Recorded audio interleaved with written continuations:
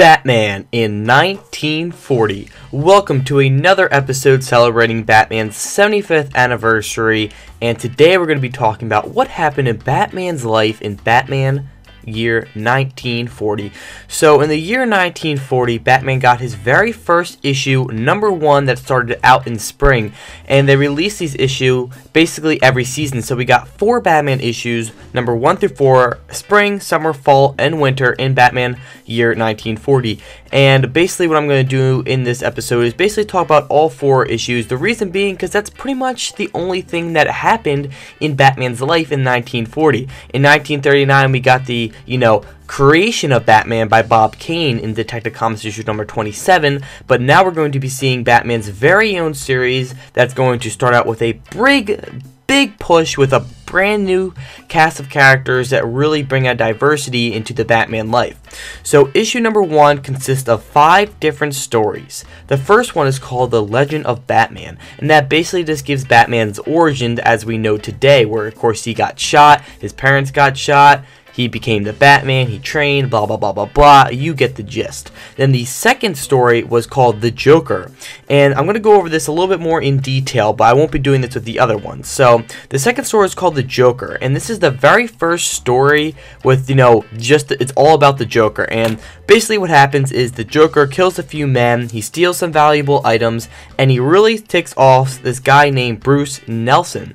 And Bruce Nelson is actually just a gangster, and he ends up planning a trap for the Joker, and of course the Joker ends up killing him. So when Batman and Robin, the dynamic duo, come to attack this Joker, they fail once, and once they fail again, they go in for a third time, and Batman gets injected with the Joker Venom, not the Joker Toxin, but the Joker Venom.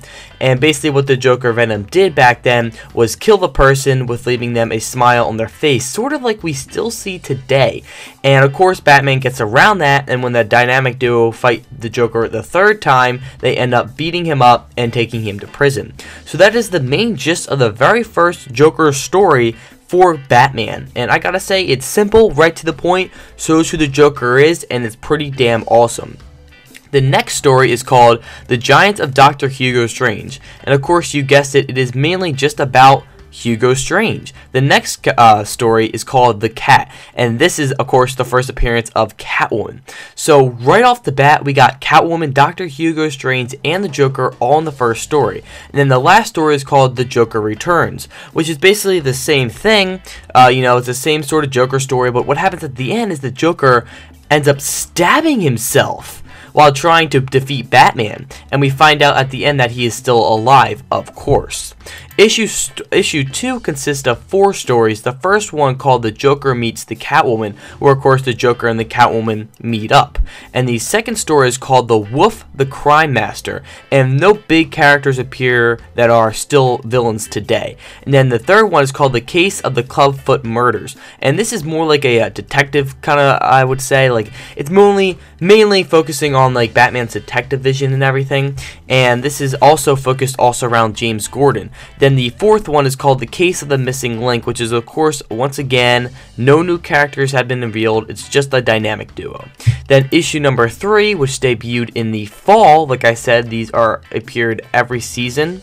The first story is called The Strange Case of the Delapalic Puppet Master, and this one actually consists of the Puppet Master, but it's not the same one we have seen today. It's a different one, and they made a new one later, and this of course all is in the setting of Gotham City.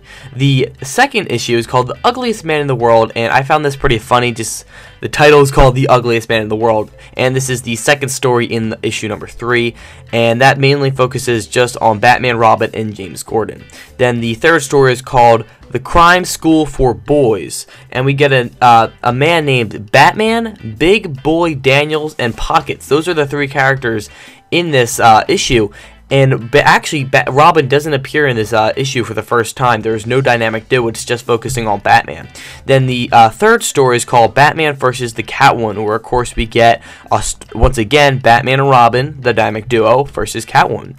And the fourth issue, which is the last issue in 2040, consists of The Case of the Joker's Crime Circus, which focuses on Joker and more of the circus type of feel to it. You know how we got the origin of Robin is in the circus, and of course the Joker is a joke. So of course he, is all connected to the circus, and that's basically what happens here.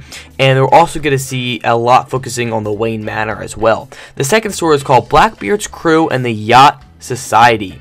And this focuses on Batman, Robin, and a man named Blackbeard who we don't see today.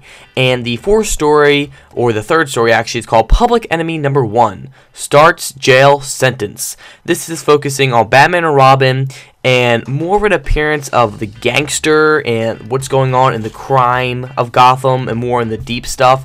But both characters that appear in this that are gangsters both die. The fourth story, which is the last story in 2040, called Touchdown for Justice. And this is called Batman and Robin. No new characters appear in this, but is mostly located in Gotham City and Wayne Manor.